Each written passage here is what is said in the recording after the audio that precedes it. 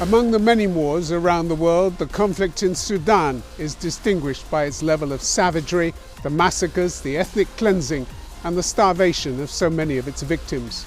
My guest in Brussels is former Prime Minister Abdallah Hamdok, who heads a coalition of political and civil society groups trying to bring peace, trying and failing. In the last 3 months, the fighting has intensified, and so has the involvement of foreign fighters, stoking the flames on all sides. What would it take to stop the bloodshed and unify this shattered country? Abdallah Hamdok, welcome to Conflict Zone. Thank you. Looking at the history of your country, Sudan, it's an amazing thing. You've had, since 1956, a staggering 17 coups, along with a catalogue of civil war, decades of murder, starvation, misery. Why have you all failed to bring peace to Sudan and unite the country? Thank you very much for the opportunity to talk to you. I really appreciate this. You are absolutely right. From 1956, we failed not only to keep the country together, but also we do not have, up to today, a permanent constitution, has always been temporary. Out of this 68 years of national rule, post-independence, 55 years of them were under military rule. Why? Why? I suppose we failed to get what I could call a national project that should have kept the South. I think it's a failure. If you remember our... Are you ashamed of it? Absolutely. It's a failure of elites.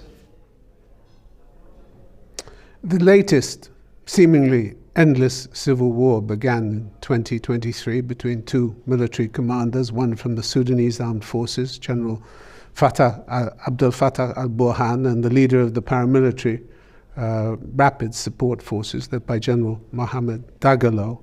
You know these men personally, don't you? I do. I worked with them in what we call a partnership, an agreement that was signed in 2019, and we worked together in one government for over 2 years until they had a coup that toppled this arrangement. And now they deserve to spend the rest of their life in jail, don't they? I believe all those who committed these atrocities should be brought to book. What are they like? These are killers, aren't they? Of course. These are people responsible for the deaths, misery, absolutely, starvation and destruction that they've wrought on your country. Yeah. But actually, what are they like? Well, you see, this is what we are calling the failure of the military, which messed up the country for 55 years. This is just a continuation of that. Are they proud of what they're doing? Are they proud of the killing? I don't think any sensible human being will be proud of killing people. They don't sound as though they're sensible human beings, though. Well, we leave that judgment, of course, to the wider Sudanese people, but I share your view on that. It's not sensible at all. This war itself is a senseless war. What turned them into killers? Was it really about an agreement of power sharing, power between their different forces, because that collapsed and they then set out to kill and destroy as many people as they could find from the opposing side? There are so many reasons behind this war, as you rightly put it in your opening remark. It's not the first one in our history. There are so many root causes of this. One attributed to historical factors. You could look into issues of the dynamics between center and periphery, uneven development, but also political issues linked to the domination of the army and so many other factors. But what would make it stop?